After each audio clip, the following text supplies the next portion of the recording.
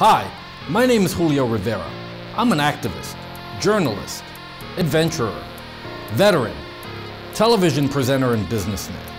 I've covered many of the major historical events going on around the world over the past several years, and after watching regime changes, conflict, and historic elections globally, I've come to the conclusion that the most underreported crisis in the world today can be defined in only one word: malware. That's why I've decided to dedicate my time to educating people everywhere and exposing the dangers that exist on the devices that we've become tethered to and depend on for so many reasons in our day-to-day life. Welcome to This Week in Malware.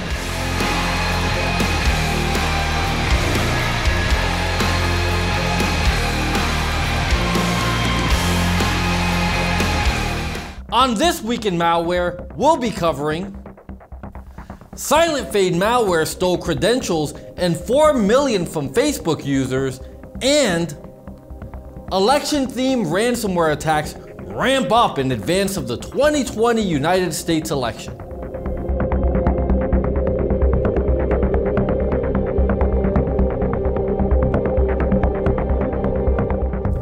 In fall of 2020, Facebook detailed a rare cybercrime campaign out of China that wasn't focused on disinformation or stealing account data.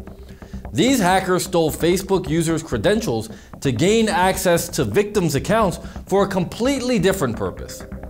The hacker group that came to be known as Silent Fade looked to promote diet pills, sexual health products, and fake designer handbags, shoes, and sunglasses.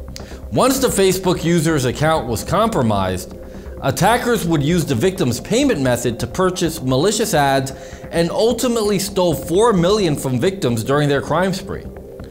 Facebook initially detected the attacks late in 2018, and after an investigation filed a civil suit against the firm, LikeAd Media International Company Limited, and 2 Chinese nationals that allegedly developed the malware and ran the attacks. We first discovered Silent Fade in December 2018 when a suspicious traffic spike across a number of Facebook endpoints indicated a possible malware-based account compromise attack for ad fraud. Facebook malware researcher Sanjit Karve said on a conference call with reporters, Silent Fade would steal Facebook credentials and cookies from various browser credential stores. Accounts that had access to a linked payment method would then be used to run ads on Facebook. Despite only a short run of a few months, Facebook said the hackers managed to purchase more than $4 million worth of ads. A Facebook investigation later found that the group and its malware may have been operational since 2016. All successful malware campaigns require a medium for proliferation, according to a paper regarding the scam authored by Facebook security engineer Sanjit Karve and security analyst Jennifer Ergeles. Most of these threats simply used social networks to spread and did not depend on them for monetization. However, a new group has appeared on the cybercrime scene whose sole objective is to target users of social networking services for ad fraud, sale of counterfeit goods, pharmaceutical pills, and fraudulent product reviews, the pair warned.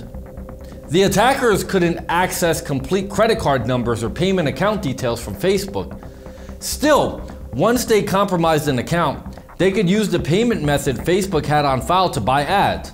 Facebook eventually had to reimburse victims to the tune of $4 million. Silent Fade was generally distributed in a bundle with pirated copies of name brand software. Once downloaded, the malware would look for special Facebook cookies in the victim's web browser. These cookies are valuable to hackers because they hold session tokens generated after a user logs in with their username, password, and any 2-factor authentication input. Attackers even set up their systems to appear to be in the same region that the victim was in whenever they generated their session token. This way, Facebook would believe that the activity was just a normal login from the user and not any suspicious activity. Ad fraud is becoming a bigger problem on the social media platforms, but it is surprising to see this kind of compromise happen on Facebook.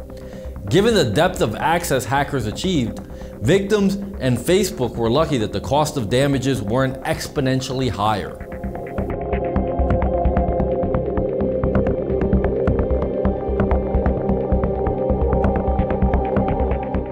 In September of 2020, a ransomware attack hit an election technology vendor, and that has many cybersecurity experts worried about the security of the upcoming elections.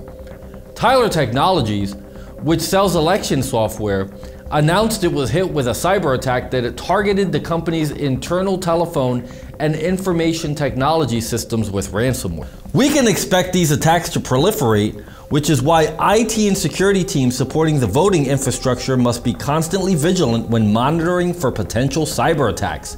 GD Cohen, CEO of cybersecurity vendor Skybox Security, told the Washington Examiner.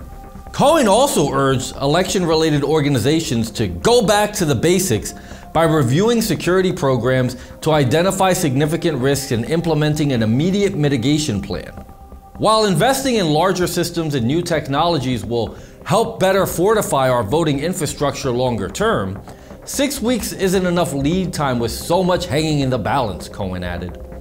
It is not yet known if the attack on Tyler Technologies was part of the campaign being carried out by Russia, China, and Iran to influence the US election. Yet some security experts say that the attack fits in what we can call a larger mission from America's enemies to create distrust about the US election system. Political campaigns are easy targets with big rewards, according to Steve Chercherin, Chief Information Security Officer at XY Pro Technology. We saw during the 2016 election how an improperly secured home email server can do insurmountable damage to a campaign. It potentially influenced our entire election, thus influencing how policies are set, what priorities are focused on, and how relationships between countries are handled. Emotet makes an election season comeback.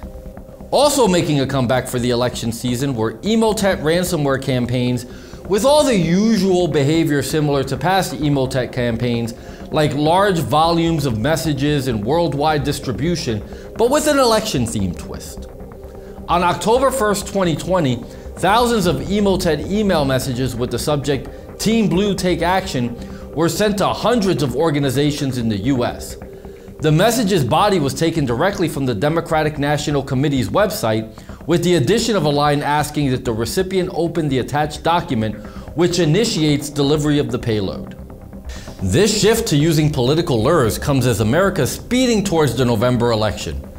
Like earlier use of COVID-19 or Greta Thunberg lure themes, TA542, the entity behind Emotet, is attempting to reach as many people as possible by capitalizing on current events.